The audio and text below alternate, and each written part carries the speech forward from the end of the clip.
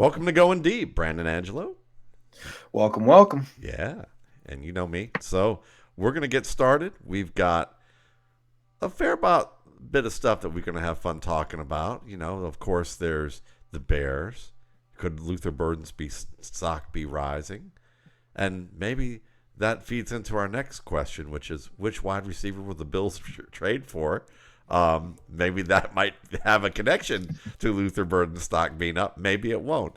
Rico Dowdle, is he here to stay?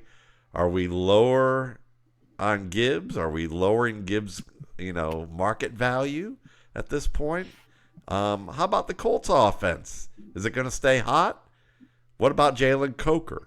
Is he going to elevate the Panthers' passing attack? And is Rashad White underrated now at this point? So let's just start with the Bears. You're a Bears fan. Bears won. Is Luther Burden's stock up? Coming out of the bye, everybody likes to say the rookies after the bye week, they get more of their opportunities. Post bump. Yeah. They get the bump. Yeah. But, he did certainly get. He led the receivers, didn't he, last night Monday night In yards, but, I believe. Yeah. Yeah, but it wasn't like he had a nice Wasn't catch crazy. and run. Yeah, it wasn't Yeah, anything for amazing. sure. It was DeAndre Swift on outside zone pretty much all the way, which was That's a nice it. adjustment Yeah. and good for Ben Johnson. But where Right. you stand with this? Yeah, I think with Burden, I think the one thing that he does better than anyone in that room is his ability just to attack all three levels and threaten each of them. Like that's the one thing that sets him apart, I think, from anyone in that room. I think Rome Odunze has really just kind of elevated himself into the number one option on that offense because he's the most consistent player down the down. I think you get a little more sporadic nature with DJ Moore. Colson Loveland's not there yet, but Burton's someone where it's like Olamide Zaccheaus is what he is. He's a pro, but he's on pace for like 95 targets. So I think giving a lot more of those to Luther Burden, giving him designed looks, but also letting him be an extension of the run game in a way that DJ Moore is right now, where you've seen DJ Moore in the backfield, climbing into the backfield and splitting out, things of that nature, where you can just get the ball in Burden's hands and add another element to that offense, where I think Burden can attack you in ways that DJ Moore can't. I think, and we talked about this before, but the writing was kind of on the wall when they drafted Burden. You look at that room and point the finger of whose job is he taking, and it's DJ Moore's. Like archetypically, he's most similar to Moore than anybody else on that roster. And I compared Luther Burden to Rashee Rice and what he's done in Kansas City. I think he can have that type of impact on the Bears offense if they let him get a little more of the pie. And I also was kind of looking at Ben Johnson in terms of rookie receivers, what he's allowed, not allowed. And the biggest one was Amon-Ra St. Brown, right? I mean, just kind of looking at Amon-Ra St. Brown's ascension. And really it was the last 9 games of Amon-Ra's rookie year that he kind of took off. And I think we might see a similar trajectory with Luther Burden, just more of in the mastery of the offense and understanding situational football better, understanding his spots, understanding leverage, just being more nuanced and detailed, where he didn't really have to be at Missouri, right? He was the best athlete on the field in every single game he played, dang near. So that's a little bit different now than you're in the NFL, where they're kind of trying to scheme you open. They're trying to take you away a little bit more. So for me, I think that's when we're going to see it. And this weekend, you might see it too. If DJ Moore is out with the groin injury where he was hospitalized for, I think you're going to see Luther Burden's largest snap share of his rookie season. So, and honestly, if DJ Moore is out, I'm firing up Luther Burden, like wherever I have him, because I think the Bears are gonna beat the Saints, and I think Ben Johnson's gonna want to see the training wheels off Burden a little bit more now than ever. No, I would agree with that, and we've been consistent in our message since basically April, which is that once we found out that the Bears had Burden, that it was likely, once he had a little bit of the injuries in camp, we were like, it's probably going to be till mid-October, late October before we see Luther Burden start to get more and more of the workload. And I think, you outlined those things again well, that I think for people who are new to the show would understand that, this is what sets Luther Burden apart. And I would add that what sets him apart from Amon-Ra St. Brown as an individual playing some of that role, and the way that he'll be leveraged, is what you've seen thus far is they've let him go deep, and they leverage that like nobody's business. When they have a chance to let him go deep, he's made some plays, and they're not going to stop doing that. They're just going to add more opportunities for him in space in the shallow and intermediate zones, and we've already seen him make some plays in the intermediate zones as well. So I think this guy actually is much closer to being a full-fledged route runner than most people think. That's kind of been my stance for a while. I had him on par, higher than Odunze as a pre-draft prospect. I had him just below guys like Malik Neighbors. He wasn't in that good, but he's in a very high tier because he does understand how to manipulate people efficiently with his stems and his setups, and that's something that you didn't see a lot of. But the way he did it, you don't do that by luck. It's not dumb luck that you do some of this stuff. Correct. So that's a planned trade. Yeah, for sure. When you combine certain things like, set up with peaks and different types of insets and different ways of looking off defenders, and then also setting up defenders at the catch point becoming uncovered late in routes, like Ladd McConkey was doing a lot last year.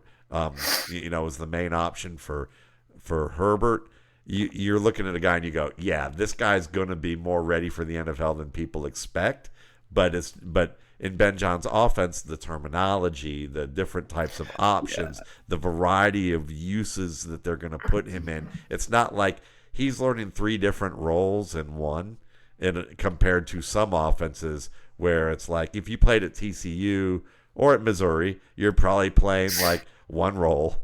And so you may know how to do a lot of stuff as a route runner, but now they're demanding you to do it in a way that is going to be a little more nuanced, and there's a lot more homework involved. And that's what he's been working 100%. And as a blocker, that's a big one too for him. It's, one thing Ben Johnson does is he asks a lot of his receivers from a blocking perspective, right? Yeah. They're an extension of the run game. So that's a really big thing, and I think Burden's done well there. I think all the receivers have done really well as blockers, and we saw that on a lot of the outside zone runs with DeAndre Swift this past week on Monday night. So it's a big one. I'm a huge fan of Ben Johnson. He's lived up to everything that I thought he would be as a coach, because he was wise and selective about where he wanted to coach. He didn't just take the first opportunity. He waited. And then when he got in here, he's been training the players. He's been training the executive staff. He's been training the media, and he's been training the fans on what winning football is going to look like, and that it's a process to build it. And I think that he's been, he's going to get scrutiny for some of the things he does because he's an intense dude, and I don't know what his personality is, but the behaviors that I've seen thus far, and if we're going to consider that they continue to be healthy, good behaviors as what a good coach, and who's firm and coaches hard and expects accountability from his players is, I think they got themselves one of the best coaches in the NFL. Agreed. So I think it's nothing but if I'm a redraft guy, and whether I have the luxury to get one guy and have a surplus, or whether I have my team is struggling and I need a receiver and I need to pay a little less to get to bank on somebody and go, I'm going all in, and if I fail, I'm out. But I'm gonna go all in, and you can only afford so much. Luther Burden would be that one of those targets for me, because we're either gonna see we're gonna see more of him on the field and use him as that extension of the run, like you said, with more out, and then there's also the possibility of does a team trade for more? You brought up the idea. I know the injury may put a little bit of a damper on that, but there are teams that may go, look, he's got to learn the offense anyway. So if we give him a couple of weeks to sit and get better, and he can learn the offense, we can get him on the field for the stretch run. And that's one option for the Buffalo Bills. But who do you think is probably the best fit, also the most realistic option? They may be two different things. Yeah, I think probably the one that makes them the most dangerous, honestly, is Rashid Shaheed from New Orleans. I think Josh Allen needs a priority third level target. That's a really big one, and somebody who can separate at the third level with consistency. And I think we're seeing a lot of Buffalo Bills drives stall because they don't have anyone on the outside that's creating separation in high leverage situations. Like, that's a really big deal.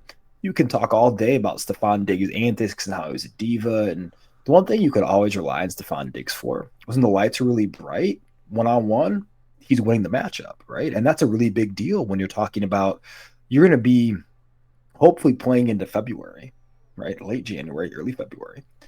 And you need a guy that you can go to on third and fourth down. And right now, they don't have that. Their best pass catcher has been Dalton Kincaid. I think Khalil Shakir is a good role player. But if you're telling me if Kincaid's out, which he was last week with the oblique injury, your best offensive player, Sanj James Cook, who they're not giving enough touches to, is Khalil Shakir, you're in trouble. Josh Palmer might go on IR with the ankle injury. Keon Coleman hasn't really developed the skill set that gives defensive backs a warning, right? So there's not really a threat on the outside, and there's not really a threat at the third level. And so that's kind of the tough thing, is you're looking at, the Buffalo Bills in a microscope, and it's like, there's not a guy that scares defenses. And Josh Allen's as good a quarterback as there is in this league right now. But until they get a guy like a Shaheed, I like Chris Olave there. DJ Moore is an interesting fit because he can do a lot of things that Khalil Shakir can't do from an explosiveness standpoint. Run a little bit fuller of a tree. I don't know if they go that big in terms of money, because obviously DJ Moore still has a lot left on his deal. And there'd be some restructuring of that. But I think Shaheed is one that honestly makes a little bit of sense. I think a Treylon Burks, bringing him in as a tertiary piece or ancillary makes sense. I don't think he's going to do anything that great in wherever he goes. He's a long way to go in that regard. But bringing someone in that can at least stretch the field now with Josh Palmer out, I think, is the least of what they're going to do. But yeah, it's going to be interesting. I think Shaheed would definitely be my number one target if I'm their front office staff. I can see that for sure, because at the end of the day, you can debate it this way. One thing that you could say, and arguably, is if Kincaid were healthy, and their parts were intact overall, they could probably get away without having a tertiary target. But Sure. At the end of the day, it's a gamble, and if you lose, you're going to hear everyone talk about they didn't have that tertiary target, and it was the reason why they lost that gamble. Because what Kincaid's doing well now that they didn't do with him earlier is they stopped Tucker Crafton and Tyler Warren in him and just say, here, kid, go to the flat off play action, and we'll give you the ball, and you try and gain some yardage. And every team saw that and just pretty much stopped it, which I'm just going to add, by the way, Colts Twitter, when I show you a video and say this is what I think they're going to stop with Tyler Warren, telling me that Jonathan Taylor is going to be able to swoop in like Superman and nullify teams from stopping that because of his presence in the run sounds like a good idea. But the Bills had James Cook, and it didn't stop teams from being able to stop Dalton Kincaid with that gimme shit. So it's kind of like, you got to understand, it's more about the linebacker choosing to play a wide receiver versus playing the tight end. And at some point, they're going to go, I should stop biting on a wide receiver who's already being covered and just get straight to the flat as fast as I Sure. can. But when that aside said, yeah, I could see how Shaheed would be the best option for the Bills because he's probably the cheapest. He's the youngest. He has more promise than what his leverage, and he gives you something you haven't had. Chris Olave would be my favorite just to see him escape New Orleans, and he's the best overall player. But are the Saints really going to get rid of him? I just don't see that. I don't either. Yeah, And then there's rumors about Brandon Cooks because he's old. But really, are we gonna do? They've watched the Bills do DeAndre Hopkins. I mean, they watched the Chiefs do DeAndre Hopkins. It didn't quite work out.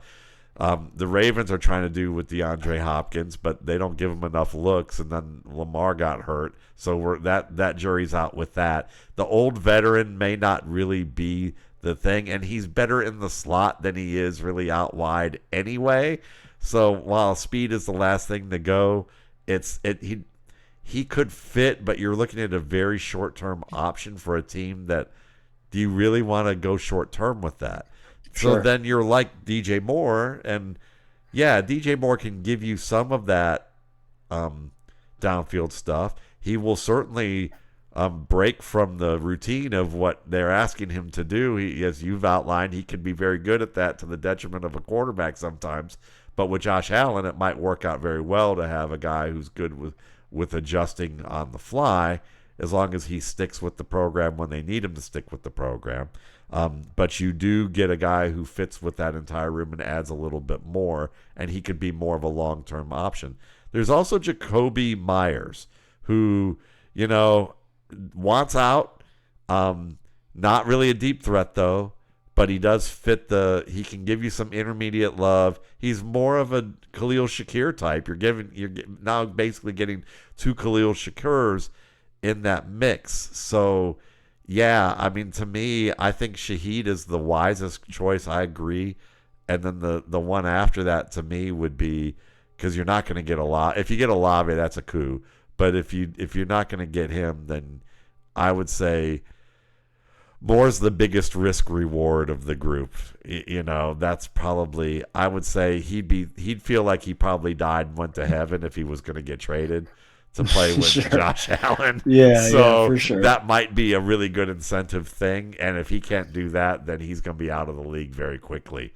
Right. So yeah, that's a fascinating look. Now, thinking of wide receivers who've who are about to come in back into playing time and seeing what's going to happen is Jalen Coker.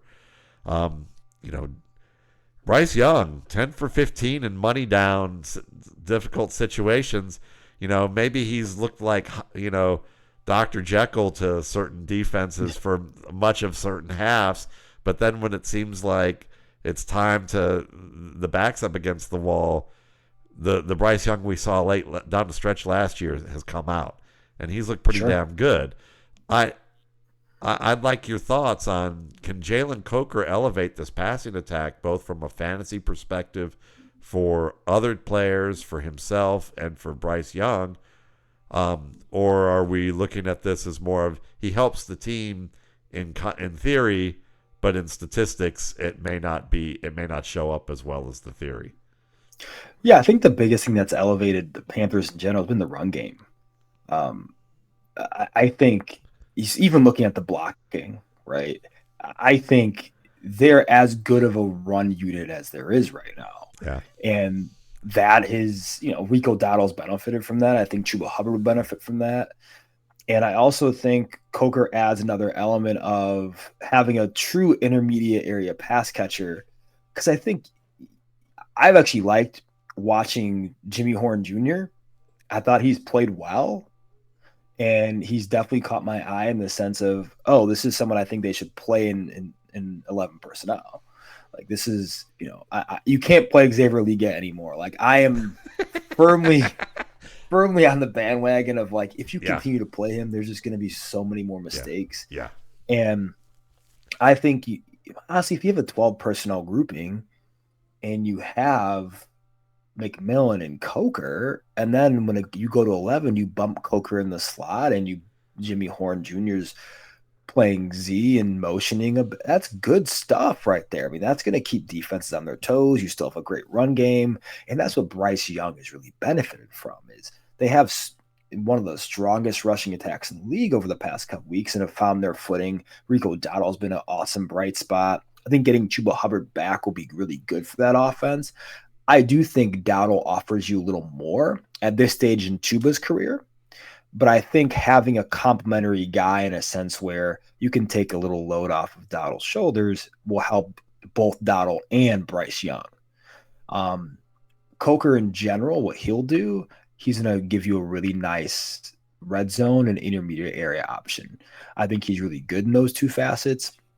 I think in PPR leagues, he might be a steal if you can still get him off waivers. Because if you're looking at a guy this might be a guy that gets 6, 7, 8 targets, and he might, if you're playing in a down script, he might get 10, 12 targets in a game, right? Especially if you have a good boundary corner that's going to leverage McMillan out, then you're going to have a Jalen Coker fest in the middle of the field. So I like him. I've always liked him. I think coming out of Holy Cross, he was very underrated. But he played well as a rookie, and I'm actually really excited to see what he can do in this new look Panthers offense. Yeah, no doubt. I mean, I think that you've seen that there's been a comfort level with Bryce Young and Coker.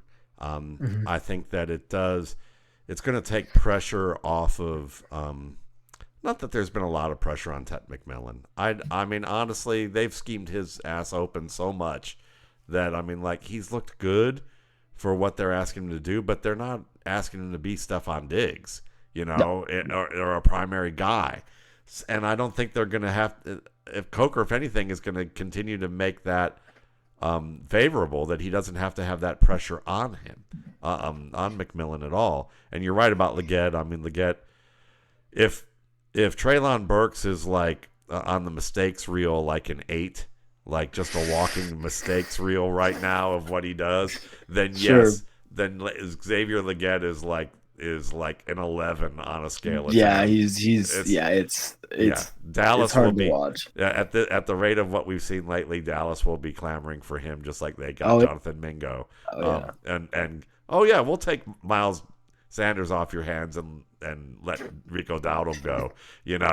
I mean, we were talking. I think I know I was talking about this on the podcast last year or this summer. Saying like it's just ridiculous what Dallas is doing. They literally just got rid of I thought was the best back on the team and would have been their best back even if Javonte Williams was there. And it was Dallas, it was Miami, and we got to remember that.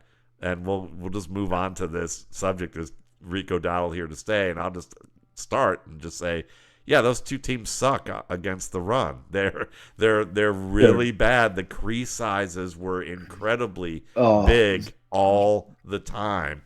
But we have to remember what we saw from Dowdle in limited time was still impressive.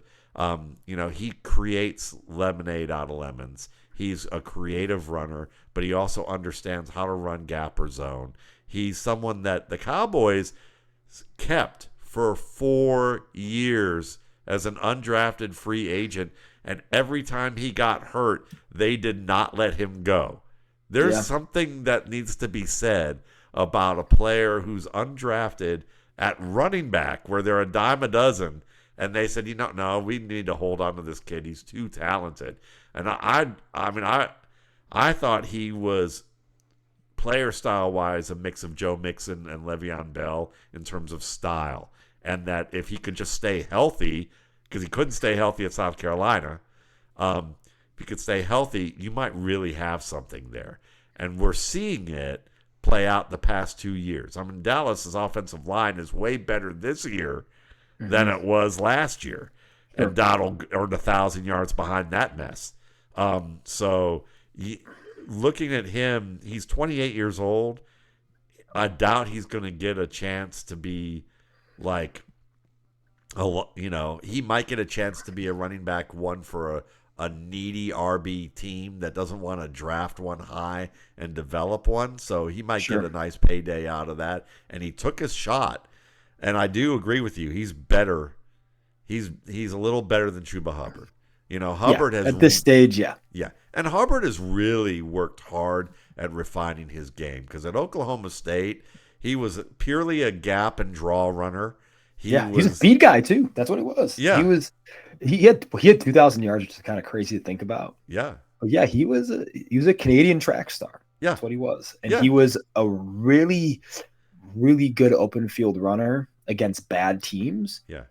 And then he got hurt, and some of that explosiveness kind of went away. Like this is kind of not the same Chuba at Oklahoma State, but it's a more refined Chuba that will kind of take what the defense gives, understands leverage, understands how to run multiple schemes, and just a smart player. Like He's worked his butt you off. need those. Yeah, he has. He was raw, and He was rough coming in the league too. Yeah, he was as raw as his former coach's mullet. That was yeah. yeah. It was bad with but he really is. He is the, if you say players are who they are and they just mostly stay that way, there are people who believe that cliche. He would be the exception to that rule. Without a shadow of a doubt. So would Josh Allen for that matter. But you know. So he's a guy I think it's going to be a split, but I think that Dowdle just earned the lead back role. He earned a lot of the pie. It's just interesting because they play Jets this weekend, so it's going to be probably a lead script for them. So it's like, what do you do? Like, I don't know. If you have a better option, do you put him in? Like, so it's, I don't know. You just kind of see what happens. I think he might punch one in. So what's your take on this? Because Greg Olson said something that I kind of want to agree with, and can believe, and I can make an argument for it, but I don't know if I'm believing the argument fully about it. Olson's idea was this, Brandon, is that, he said, I wish that coaches didn't lean so hard on the committee approach with running back.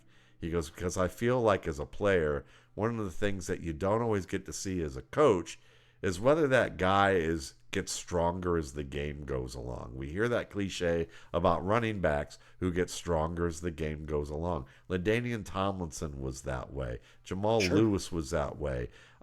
Certainly Marshawn Lynch was that way. But what a lot of backs have that are stronger as the game goes along are what Ashton Ginty has, which is they play with the same energy and have a high level of stamina in terms of how they perform from carry to carry. And even if they're 30th carry, and even if they're playing even if they've broken a couple of tackles and zigzagged around the field, they're still playing at a high level of intensity. And Dowdle seems to have that. And Olson's claim was, we're never going to see that with coaches who just completely do committee backs and just stick with that. And, the argument I would make is pro for that. The pro for that is, we know the cons because the coaches always give the cons, right?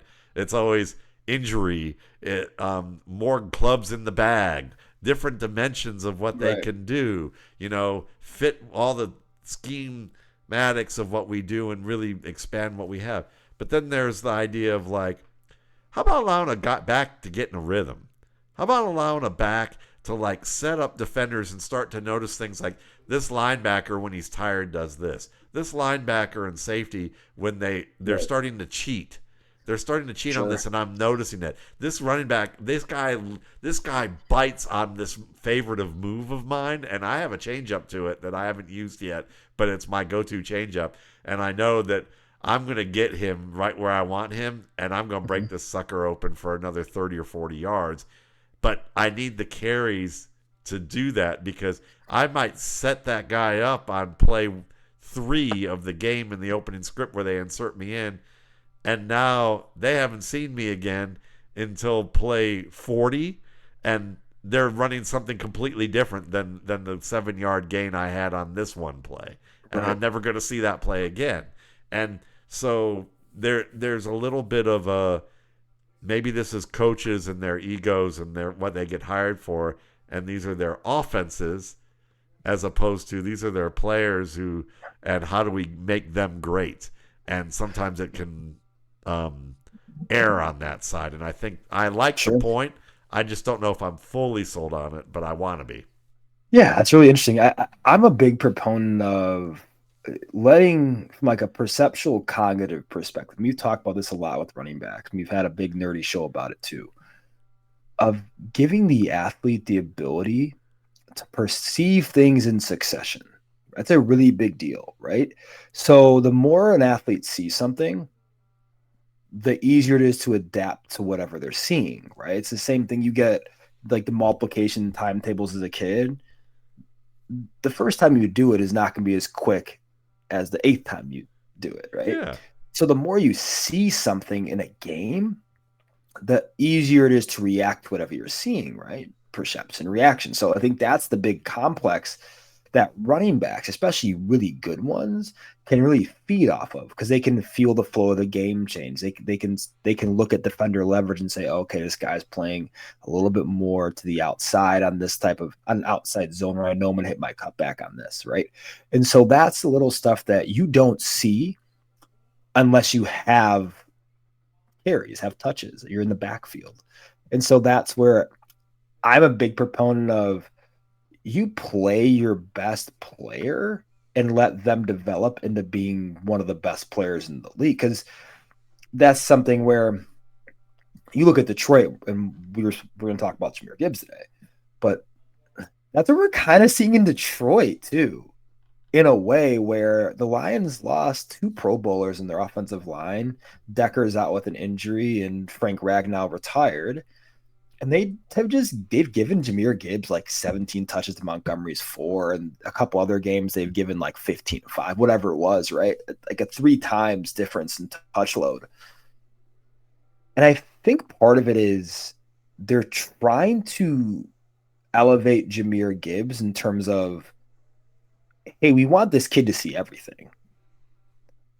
So then when we do pay this kid, he's going to be one of the best backs in the league, which we saw last year when Montgomery went down. He had that 3-4 game stretch where he looked unstoppable. And I think that's a big deal. And that's something that's hard to you can't, as a coach in a press conference, you can't really say that. But that's a big thing. I think coaches need to do that a little bit more when you're experimenting with younger players and or players who have that skill set, because that's a skill set that you can develop that's a skill in of itself. That's talent. But also too, like that's something you have to magnify as an offensive play caller, because that's really important. Like there are guys that like Adrian Peterson freaking had that. Like he had that. Bijan Robinson has that. Like there are guys in this league, like Derrick Henry. How many fourth quarter 80-yard runs have you seen that man rip off, right? And so that's where you really get the game changers, is in the last 18 minutes or so of the game. When defense is getting a little tired, they get a little bit sloppier. That's when those guys who have seen a lot in that game take advantage. Yeah. And that's a big one for me. If I'm a play caller, I'm like, okay, I'm getting this guy in the flow of the game early. I'm getting him a lot of touches. I'm feeding him a bit. So then take training wheels off in the fourth quarter and you can really see that stuff. But yeah, I'm with kind of Greg Olsen in that sense, where that's kind of that's an art in of itself. And I think more coaches would be key to doing that if they want to really progress and develop some of those backs. Yeah, I mean, I would agree. I mean, that's the thing that makes the Shanahan such good coaches schematically, play callers wise, because Mike Shanahan back in the day was great at saying his philosophy, you could see, was I'm going to keep running that play until you show me that you can stop it. Now, I might dress it up in 5 or 6 different ways, but it's essentially the same play. I'm just going to give you a different window dressing. Right. Kyle Shanahan did the same thing. I remember watching a play where there was a notable athletic writer talking about a play, and I think that he was calling it a certain type of play that it really wasn't. It was just and Kyle Juszczyk was telling this writer that it was this play, but the lineman fraternity of the league and my buddy Um, Jay Moyer, who used to write for me and is a running game Yeah, coordinator yeah, for for sure. for years, was like, no, it's actually this type of play. They're just disguising it, and you wouldn't notice it except for what the center is doing. And it's just one little thing at the first step that goes. That's the difference between the plays. And yeah, and pretty much what was happening is that the fullback was telling the beat writer that this a very good beat writer that this was one thing when it really wasn't, because they just wanted to keep disguising it because they knew that teams wanted to find out.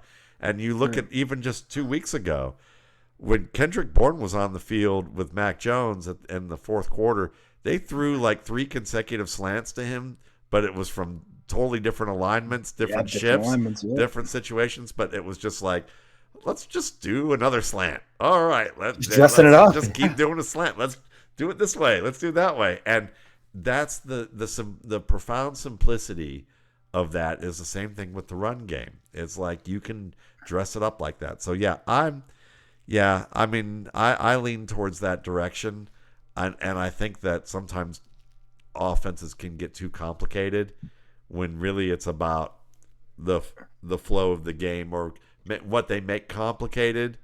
Too complicated is how they use personnel, where they insert it, when they do this. It's like the person with who's trying to work out and they have like all this different equipment and they've got all these different things, or they're like a golfer and they've got all the different weird things they bought at late night TV shows to like adjust their swing and their sight Mhm. line, and then they look like something that like came out of like an airport like gift shop, coming on to learn, and when it's really a little simpler than that. So Right.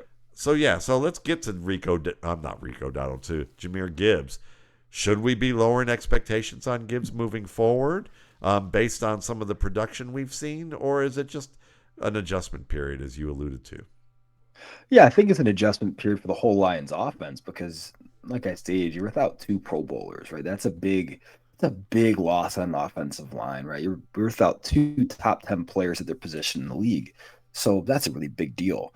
And also you're seeing not just the explosive runs come down, but the pass plays, right? Jameson Williams' production has been really up and down, right? We expected him since he got that new contract to be, 1,200 plus yard receiver. And I expected it too, right? He played really, really well last year. But I think the big thing is, it's time and timing, right? You need time to create timing down the field. They don't have, Jared Goff's not going to have that much time to throw the ball, right? Especially with Decker at tackle being out. That's a big one. Obviously, Ragnow is important. But we're seeing the explosive plays not be as prevalent in that Lions offense. The Lions are really good at, you know, Protracted nine, drives. 12 play drives, right? I think their opening drive against the Chiefs, I think Jahmyr Gibbs had like 9 carries for like 35, 40 yards or something like that, right? So that's just kind of who they are right now. I think John Morton is a step down from Ben Johnson in terms of just the orchestrator of an offense and being a creator in that regard. I don't think he's a bad offensive coordinator by any means, but I don't think he's as creative in terms of utilizing his personnel as Ben Johnson was, right? And that's what we're seeing in, I think a really interesting part about it. And someone actually commented this, and I remember watching this in, I think it was like August. It was like Morton was asked about both Montgomery and Gibbs, like how are they going to utilize both of those guys? And Morton's answer was interesting, and he said they're going to be interchangeable in terms of the runs that we utilize them with, right? The schematic part of it. When Ben Johnson was like, hey, we have these bevy of runs for Gibbs. We have these bevy of runs for Montgomery. That's what he does well. So that's what we're going to do with them. And we're going to do what they do best. Where John Morton's like, they're going to do everything that we do. There's not a change of pace in regard of how we're going to call these runs. And I think we're seeing that too, because defenses are starting to catch on to that. And the Lions have been very interior heavy. I don't know if you've caught a glimpse of that, or if you've thought about that too. They've been very interior heavy with their run calls. And Jahmyr Gibbs plays better out to in than in to out, right? because you're really afraid about the cutback with Gibbs. And that's the thing that's tough is if you're taking that part of Gibbs's game away, if he gets a runway, there might not be a better second level back in the NFL than Jahmyr Gibbs. So if you're taking away that probability, then you're just kind of neutering the offense in a whole in terms of the explosive run rate, right? Which is what we're kind of seeing. And Jahmyr Gibbs is like broken tackle rate has plummeted. And it's not because he's worse at breaking tackles. It's he's just at the second level a lot less frequently. Where if you can't accelerate into something, you're not breaking a tackle of a 245-pound man. It ain't happening, right? So that's kind of the big deal I'm seeing with that Lions offense in the run game. Dave Montgomery looks like he's been more efficient. He's had a really big 80-yard run. I think it was 75-yard run. That prop set up. I think defenses aren't as scared of Montgomery. So that's not as big of a vocal point for them to just, look and pigeonhole. I think they're really key on stopping Gibbs. I think the two players in that offense that every defensive coordinator wants to stop is Jahmyr Gibbs, and they want to limit the deep ball to Jameson Williams, right? That's super important, right? Amon-Ra St. Brown will always get his across the middle of the field unless you have like a McDuffie at corner who's so good in the intermediate areas in terms of stopping receivers and kind of honing in on their leverage. So I think that's kind of my encapsulation of the Lions offense. It's going to take time. I think once Decker gets healthy, I think you'll see more explosive outside runs being called from John Morton. I think he knows that.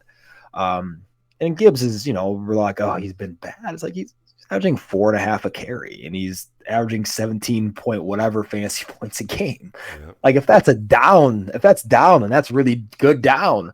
But I think we'll see some things looking up. I would like to see him utilized more as a receiver. I think he's an excellent receiver out of the backfield, and you can put him in the slot and do some work there. But I don't think that's in Morton's bag right now. So I'd like to see that a little more going forward as well, to get him in space. Yeah, I mean, I think that's a great encapsulation of what's going on, and it's an interesting thing to go on the heels of talking about running back theory and how you use them, and how it would be nice to have guys, get lots of touches to get into the rhythm of the game, to go into a situation now where we discuss two guys who could be those backs in any other offense, but they're sharing time. And one of them, and what we're talking about, the nuance that's different than the first example, is that Jahmyr Gibbs, when you say he's better outside, outside in than inside out, it doesn't mean he's bad inside out. He's just not as good. He's not as dangerous with that. And so part of that will be an acclimation process. Like you talked about, the tackles are an important part to the perimeter running game. If you don't have familiarity with the guys who's replaced Taylor Decker, or you don't have the trust in what they can do in that area. I mean, because these guys aren't starters, they're for a reason. There's some things that maybe they don't feel as comfortable about. They're not going to go in that direction. So that's certainly a part of it here too. So it's an interesting way to kind of contrast two different topics, or one topic, but different extremes with that. I mean, I think that with Montgomery, you do have a back who probably gets stronger as the game goes along. With Gibbs, you do have a back who can adjust one move and be gone. So you've got that's a good problem to have. Not most teams don't have that. Most teams are trying to get that. That's why you have Ramondre Stevenson and Trevion Henderson right now, who are both big lot right now with that line and other issues. They're big lots versions of David Montgomery and Jahmyr Gibbs. Sure. Sure. And maybe the one with the going out of business sale right now. So you think on paper you think you're going to get that, but in reality it's a different story. So no, I'm with you on that. Let's go to the Colts. I just published a gut check at Football Guys that details a lot of this and gives you a lot of film. If you aren't on Twitter or X, you can find a lot of the film that I used there. And the whole concept was, will the Colts stay hot? Will Daniel Jones and Tyler Warren stay hot? Daniel Jones is quarterback 7, Tyler Warren is tight end 2. And I think most people, based on if you listen to the show, you would presume that the answer is, from me, is hell no. That's not happening. Daniel Jones is a fraud. It's not going to happen, But I actually think it is going to happen. He's going to stay hot.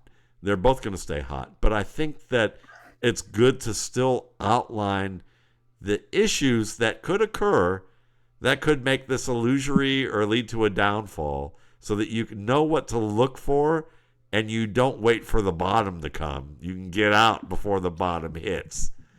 And go ahead. Right.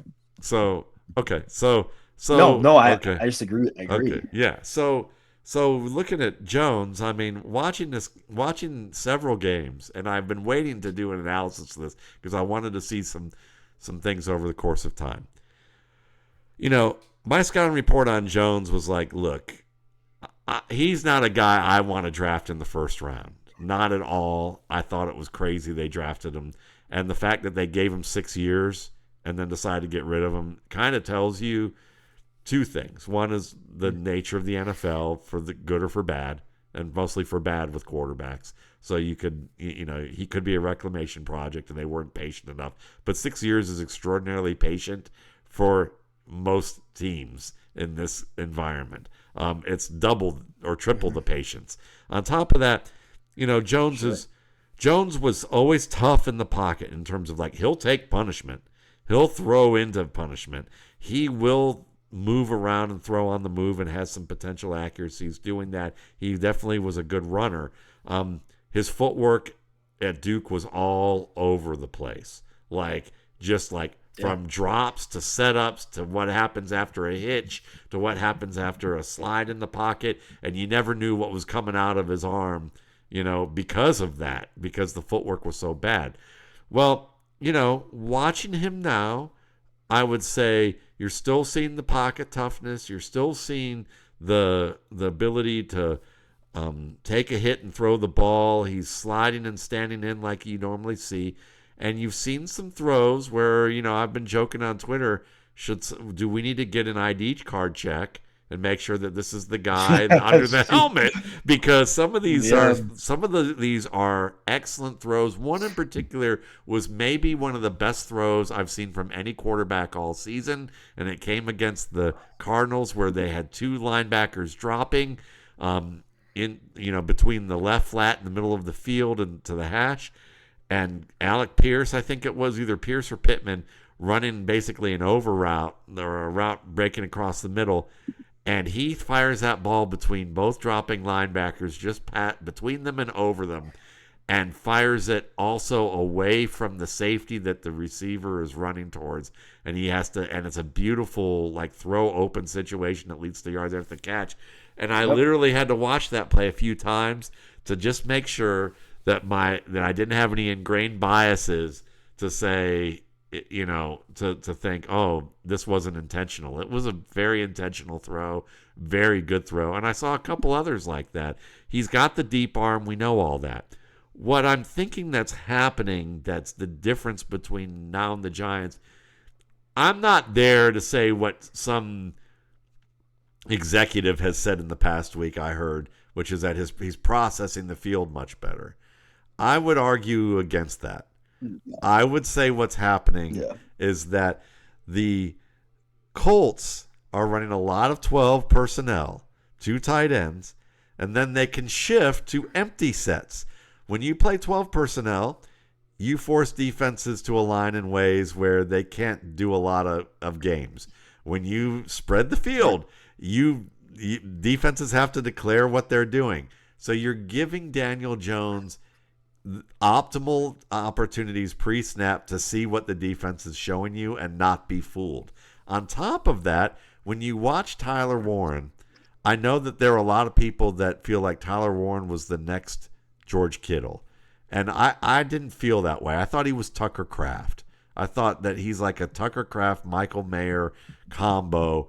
And that's really good, but that means you're not running man-to-man timing routes.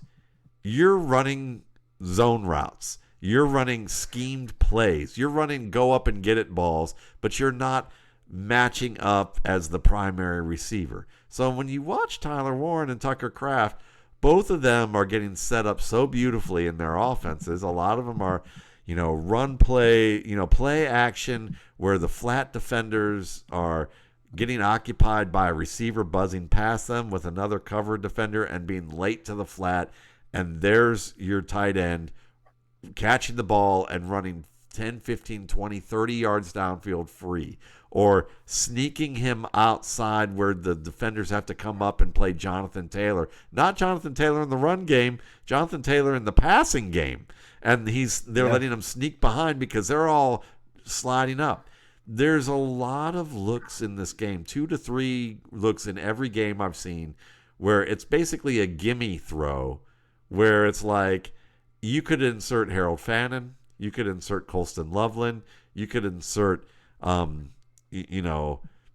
Elijah Arroyo, and you could get that production, Mason Taylor for sure, get that production from them if the ability to play in those different spots they picked up on quickly. And we know Taylor can do that. We know Colston Loveland can do that. And we, for sure, have seen that from Harold Fannin with the Browns, playing in a similar type of idea of an offense from that standpoint. Right. So it's, you're looking at 2 to 3 plays that generate anywhere between 10 and 40 yards a game.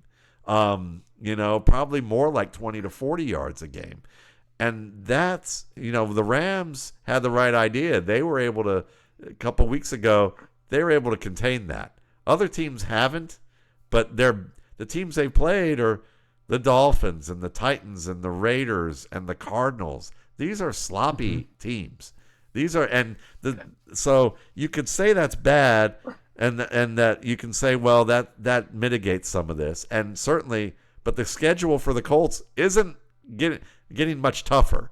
They're going to have some tougher teams, but it's pretty damn good, No, it's not, and that's the interesting part about it is like they haven't ran into a team yet that you're like, okay, this team defends the run really well. Yeah. The Chiefs they just haven't. Yeah, the Chiefs might. They'll run the Chiefs. Yeah, but yeah, it's just like that's the big thing is like the Chiefs will run multiple linebackers that's their base. Like they'll run a base out with multiple linebackers in the field instead of nickel, and that might give them some trouble because what will happen is this. You can see Trent McDuffie working on Tyler Warren a little bit. They might do that. I think that's the interesting part about this Colts offense is it's ran through Jonathan Taylor and what he does as a ball carrier. Once you mitigate that, you mitigate play action, and then you mitigate what Tyler Warren does best. If he gets some zone looks or some open space, like safeties and corners don't want to tackle him in the open field, right? He's looking to run through your face mask. And that's a really interesting thing. And you're right. He's not a break you down one-on-one tight end. He's a space player. He's a steamroller who can go up and get it. And he can, and he does it really well. And he gives you, and you alluded to something really smart was base 12 personnel, the ability to empty it out, and then utilizing him in space in that segment, right? And that causes a lot of matchup problems, right? Yeah. And something I think that the Colts are going to run into is a problem is they don't have a number one receiver. No. Michael Pittman Jr. is an okay 2. Josh Downs is a good slot receiver. But you don't have a high leverage number one. Neither do the Bills. And that will end up being an issue when you play really good teams and have to have situations. If you don't have that guy, you're going to be a little lost because if you can't play the zone game with Tyler Warren and get him in space and get him on tight end screens and wildcat him and do all that stuff, and you're kind of forced to throw it past the sticks on timing patterns, I'm not sure you want Michael Pittman Jr. against a Pat Surtain. And guess what happens? Because you can't do that, here's the problem. What you're relying on is what you've been hoping for when you are running successfully. Guess what you draw? A lot of cover one safety in the box, one safety high. What is that? Right. Or cover 0 in the red zone. What does that do? Everyone's Right. man to man. They can then use the play action, and then Daniel Jones wins with his legs or with his arm on either a set play that's one read to Tyler Warren or somebody else, or he runs the ball, and he's good at that. But it's a simple decision. Sure. Or it's go over the top, and let's hope Alec Pierce can win one-on-one, or hope Adonai Mitchell can run one-on-one and win, or whoever we target deep, we can win one-on-one on the boundary with a shot play. But there's only so many of those you get. What I did see that was fascinating was the things that gave Daniel Jones trouble was basically safeties in the middle of the field or safeties in the flats who could slide over to the boundary.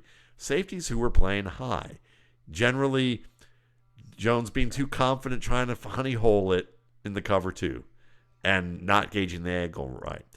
Or a lot of cover 6 has been played in 3 games, and most of the cover 6 looks that we saw, Jones did not account for the safety in the middle of the field and either had interceptions or should have been interceptions, like dropped interceptions, defended passes, just really ill-conceived throws where you could tell he did not gauge the safety correctly. And for those of you wondering about cover 6, I mean, cover 6 is essentially a hybrid coverage. And what that means is that you're having coverage to one side of the field that looks like one type of coverage and coverage to the opposite side of the field that looks like a different, or high-low, or different mixings of coverage. And in cover 6, it's kind of a combo of cover 2 concepts and cover 3 concepts. So to one side of the field, it looks like they're playing cover 3, and so then when you go over to the other side, you may think you've got cover 3, but it's actually cover 2. Or vice versa, depending on which side you start with.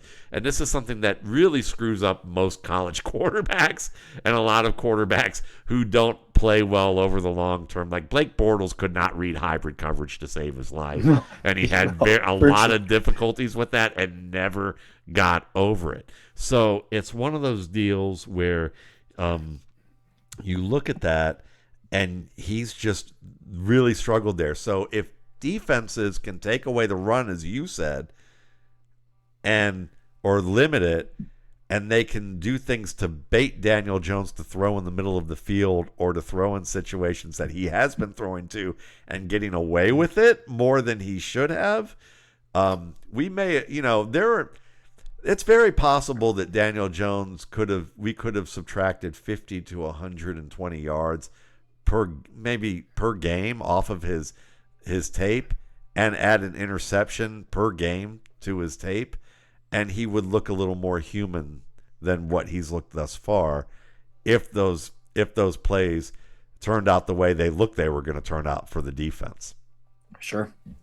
Yeah, that's a great encapsulation. Yeah, I think it'll be interesting to see what they do down the stretch. I think they don't have that many tough games. The Steelers game is one I'm kind of circling. Yes. That's going to be a fun one to watch because it's, Tomlin's really good about these types of quarterbacks, and that's going to be something where you look at what happens if Jonathan Taylor gets out of the first half and only has like 15, 20 yards. Like, what does Daniel Jones look like then? Can Michael Pittman beat some guys? Can you lean on Tyler Warren? And so that's going to be interesting to see. I think that's going to be a great test for them in that offense for sure. You're right, because I watched. There are a lot of people asking me, you love Quinshon Judkins come out as a running back 1 in fantasy this year. And I'm like, no, he's not. And they're like, well, why? And I'm like, he's a running back 1 talent. He's in a running back 2 or running back 3 offense. And they better hope they don't get rid of Joe Flacco because he's the only one that's going to be able to get them into good plays. They can't get in the red zone. Yeah. You might not be able to execute those plays at the level you wanted him to, but he's getting them in the right direction to run the ball, out of bad run plays, doing all that. And now you're asking Dylan Gabriel to do that. And the Steelers, listen, it was a clinic. in the first half of them just shutting down that run game within the span of about 6 plays because everybody was gap disciplined, gap sound. They spilled things where they wanted to. They directed Quinshon Judkins where they needed to have him be, limited him to 3 to 5 yard gains at best, most of the time to short losses. And then you see Kevin Stefanski go, well, let's give whoever was, I don't know who's running that Cleveland offense, but whoever's coordinating the offense calls a 7-step drop for Dylan Gabriel after the run hasn't worked. I know that we have data evidence that says it doesn't matter if the run game's working or not. Play action still works. I know that in theory, but there are situations where you need to throw that theory out the fucking window and set it on fire. In flow of game, it doesn't. Yeah. You can't tell me that. Yeah, exactly. Like that's a bad football team. That is a bad offense. I mean, bad offense. 7-step drop with 2 guys going on routes, and by the time Gabriel hits his back foot, Jalen Ramsey on the corner blitz is already in the backfield blindsiding his ass before Jerry Jeudy can even break open on the route that's going to break open. And then they even did it on a 3-step drop. And by the time all that happened, Gabriel starts throwing urgent care and hospital balls to his receivers. And then when he stopped doing that, they were dropping balls because they were probably seeing ghosts at that point. It's going to be really interesting to see the leash on Gabriel because the book is out on what will limit him. If you compress the box and make – because here goes this. The book on Quinshon Judkins too, right? And you saw this coming out of college. If you can really just make it so Quinshon Judkins has to run off tackle. Yeah. Great. Do it all day. Yeah. Because there's if you just have all those defenders in the box, he's not going to be able to win with his feet. He wins with his pad. He's a pad winner, man. He's a great one too at that.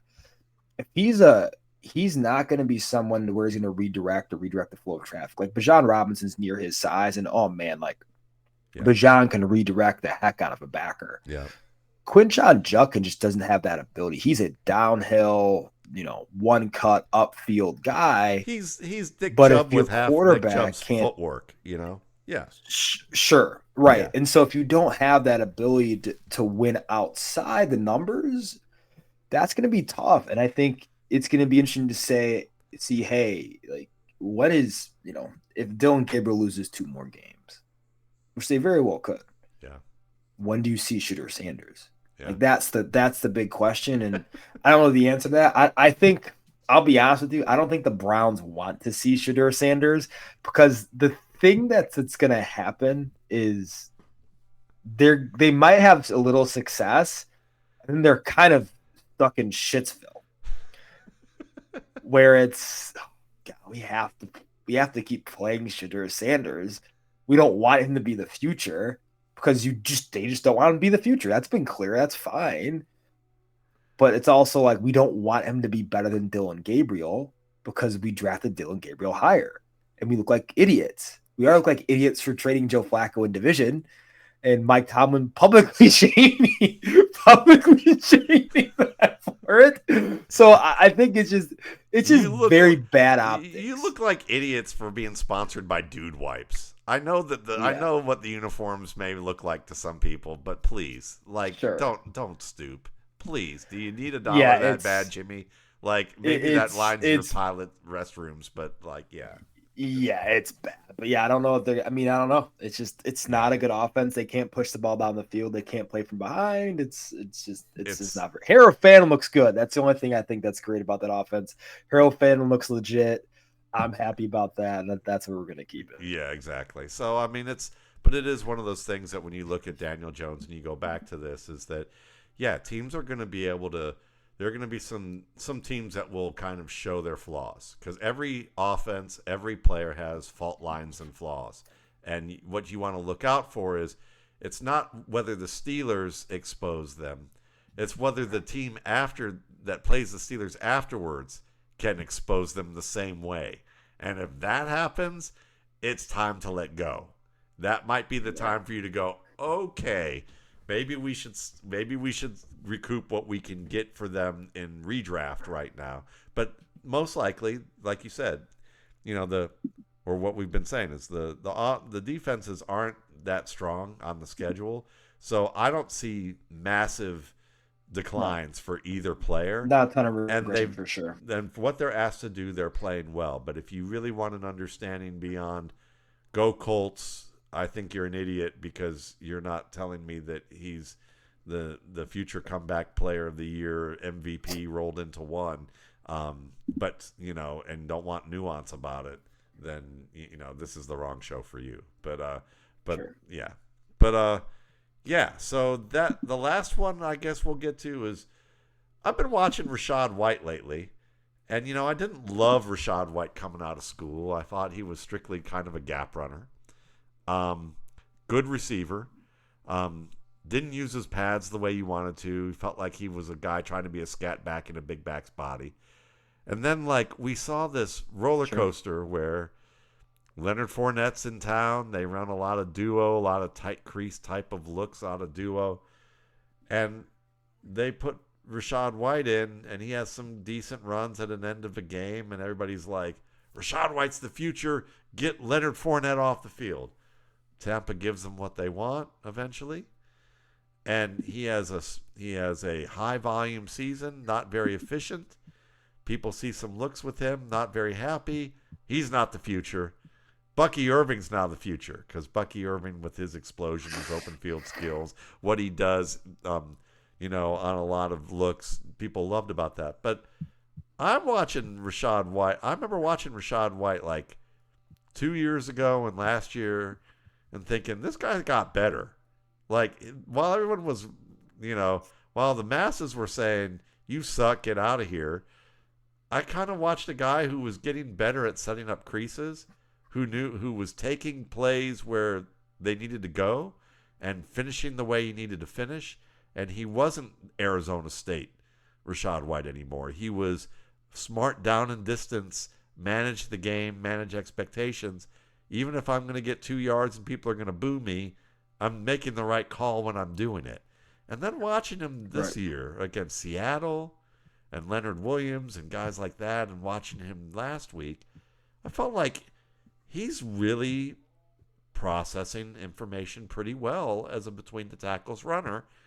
And I'm thinking, Rico Dowdle might be a hot name for the media, but if I'm looking at a back who's got a couple more years of life, who can catch the ball, who can block, who can run for power, and's got some open field burst if you can get him enough of a runway, I would take a shot on Rachaad White, at least as my bridge back, while I'm letting somebody else develop or taking speculative shots on later round guys. Do you think I'm off base? What are things that you think? What have you seen from him, or what are things that you would, where you feel his limitations are, or where you feel he shines? Yeah, I think that's interesting. You mentioned the term manager because that's kind of what I see. I've always seen after his rookie season was he's really good at managing down distance, right? That's probably his best trait as a runner. He does three things really well. Down distance, right? Manages it really well. Doesn't make a lot of in-gap mistakes, which is really important to play in starting running back in the NFL. The second thing is pass protection. He's probably the best pass protecting back in the NFL, or one of two or three, right? Third, he's a good pass catcher. He's reliable out of the backfield. And when you encapsulate those three things, you have someone who is at worst a bridge starter. And that's kind of, for me, for Rachaad White, he can be a bridge starter. He can help you on third downs. And I think that's what he is. I don't think you're off base. I think his biggest limitation is he's never been he doesn't have a lateral out, as I say. Yeah. He doesn't have an out in his toolbox. If he gets hit, he's probably going down. He doesn't have a big through contact skill set, right? Like a Dave Montgomery, or even a little notch below that, like a Tyler Algier type who has some tools in his toolbox, right? But with White, he's going to manage the game well. And that's why like there has been that big of a step back between him and Bucky because White's not going to make mistakes. Like he plays the game like a veteran running back plays the game. And he's someone you don't have to take off the field, which is really important for a team that needs some consistency somewhere on offense with all the injuries in Tampa. I think he provides you at least that and a really good managerial role at the running back position. If you're a Bears fan, if they decided that we don't want to pick a running back early, we don't like the running backs in this class, we just want to see what Kyle can give us year 2. We like what Rashawn gives us in the background, and we're done. And with Swift, well, we're gonna figure out. We want to go away from that. He was serviceable for us, but we want a little bit more. Would you look at Rashad White as saying like a compromise that you're not thrilled with, but you'd be like, I could see how that would still help us at least for a year while we figure out what's going to happen next? Nope, not loving that as a Bears fan. See, I would honestly, I'd rather have Sean Tucker. Right, me too, but I don't think they're getting rid of him. So that's the thing that's kind of tough is like as a Bears fan, like I just think like with Ben Johnson's run schemes and what he does well, it's like if you inserted Rachaad White into Detroit like last year, it's gonna be like a little above Jamal Williams. Like you're not super excited about it, but he's gonna be productive because his offensive play caller is awesome. Right. Does some cool things with the run game, but I don't know. Like Rachaad White's one of those guys where it's like he's a 40-degree day. Yeah, he is. And he's good he's gonna be good for a really long time because he doesn't make mistakes. Yeah. And I for me, like if you're looking at like the Bears, like I would love Sean. Oh shit, yes. Like, I don't know if that's not gonna happen, but I would love that. I mean, they missed on so many good backs in this class. Yeah. Like for crying out loud, like if what's going on with the Manon guy? Because like they're not using him. Man. They're not using him much. I don't know. I think they're trying to figure out like what to do with the run game, and now they're a lot of more outside zone than I've seen all season on Monday, which is I think with Swift what you have to do with Swift, and I've said this for a long time, is if the brain is turned on in terms of I have to think a lot to make decisions, he's not going to make the correct decision quickly enough. Right. And he's a good football player when you limit his decisions. And that's what they did Monday night. It's just stick your foot in the ground and go. And credit to Eric Bieniemy, because this year's DeAndre Swift, like this Monday night's DeAndre Swift has been much better than anything we've seen this season or last season. But he's not like a lead back because if you play a team, Washington is such slow backers, like it's not even like you can't get outside, right? And so if you play a team that defends the inside zone well, defense gap well, then DeAndre's does both well. DeAndre's just going to probably struggle. With Monangai, I think he's going to get more work as the year goes on because it will be interesting to see what happens once Travis Homer returns. Because right now, Roschon Johnson's playing the special teams role.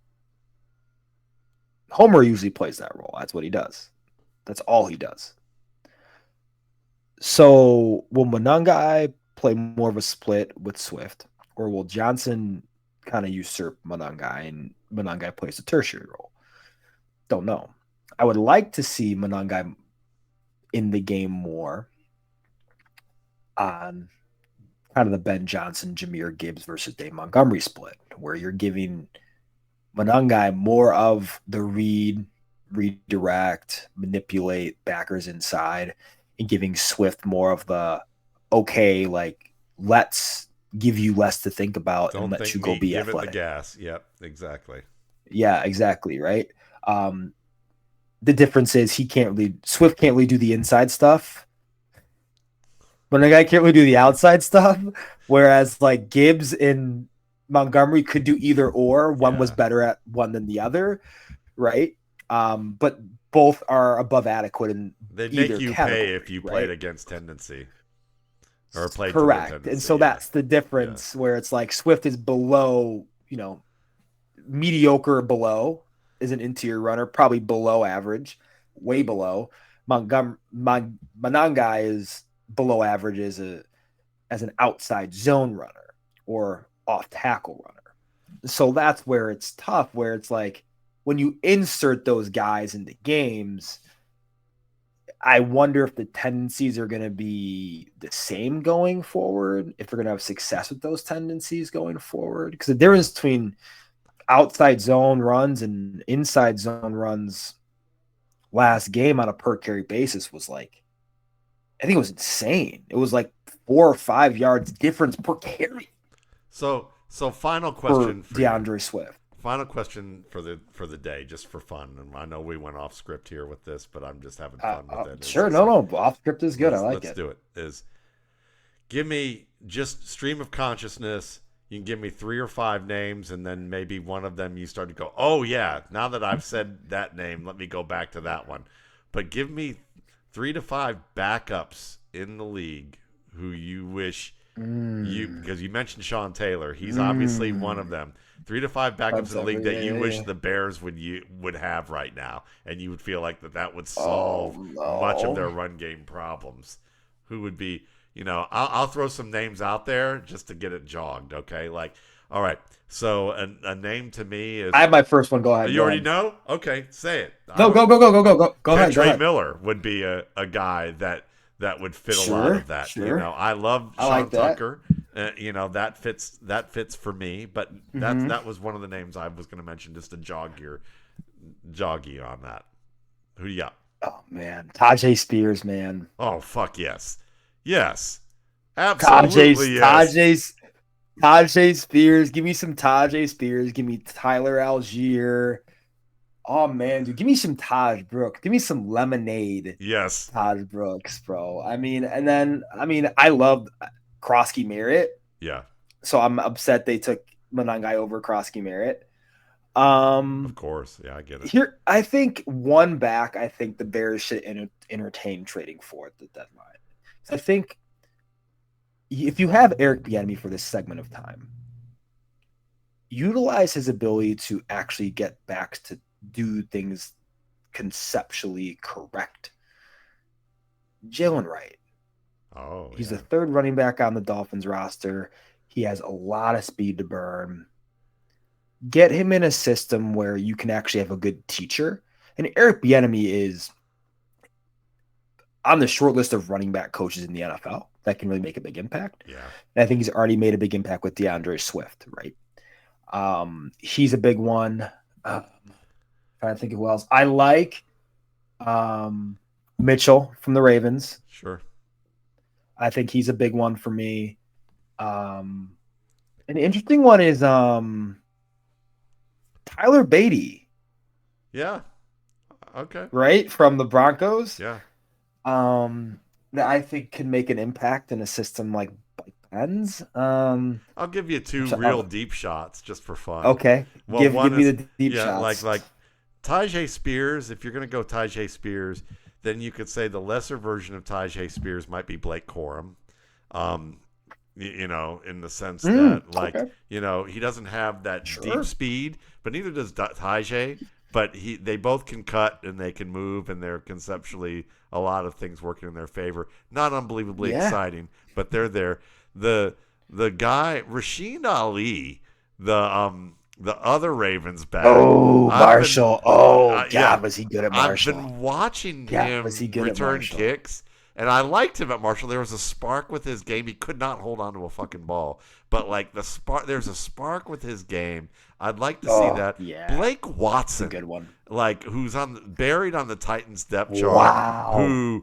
Who is he on their P squad? Yeah, and he was awesome. Yes, at Memphis. Yeah, I mean he's more in that Corum Tajay kind of mold. Not unbelievably fast, but fast enough, can really catch. And Sean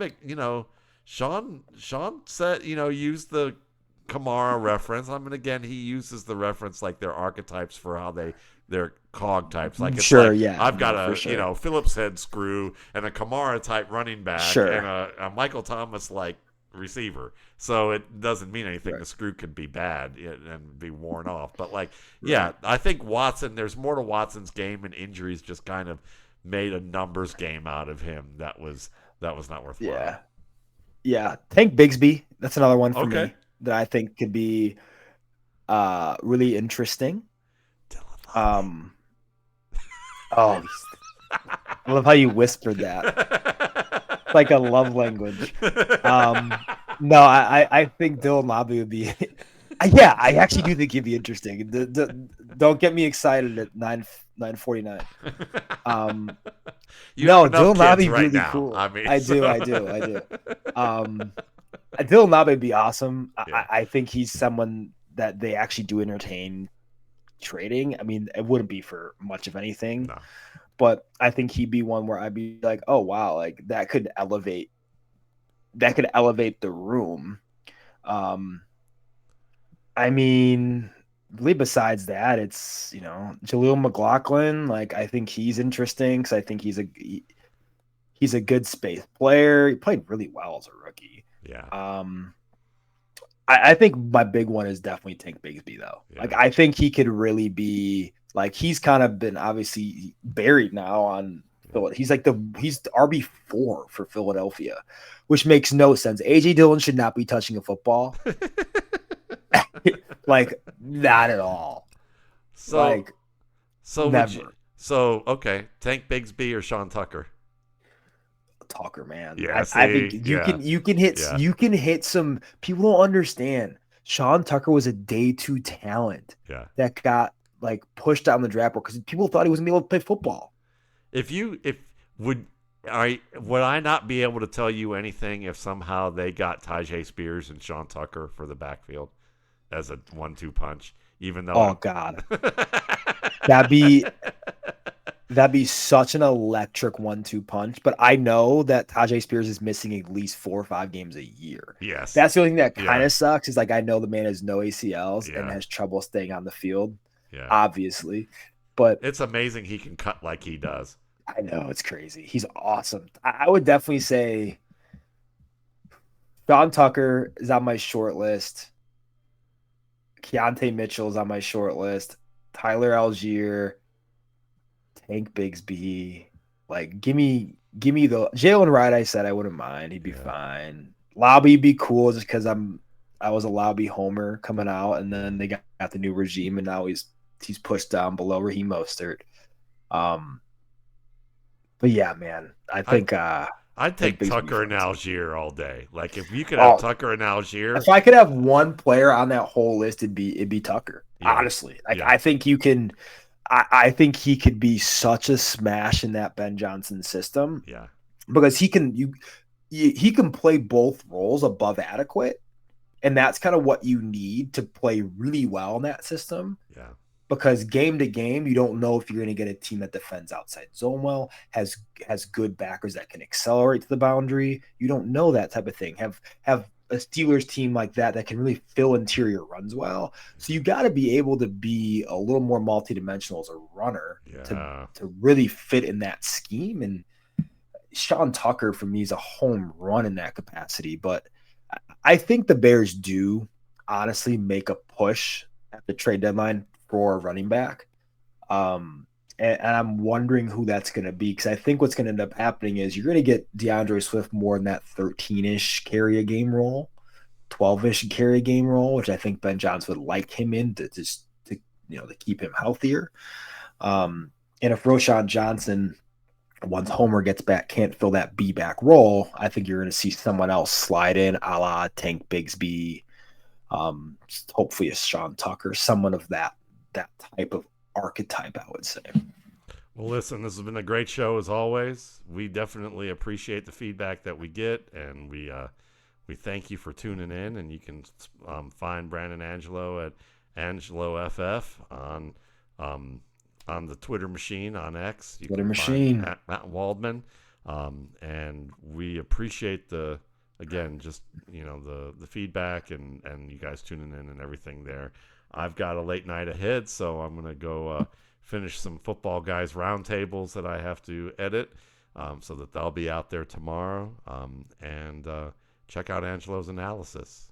Great work, and we will see you in a couple weeks. Yes, sir.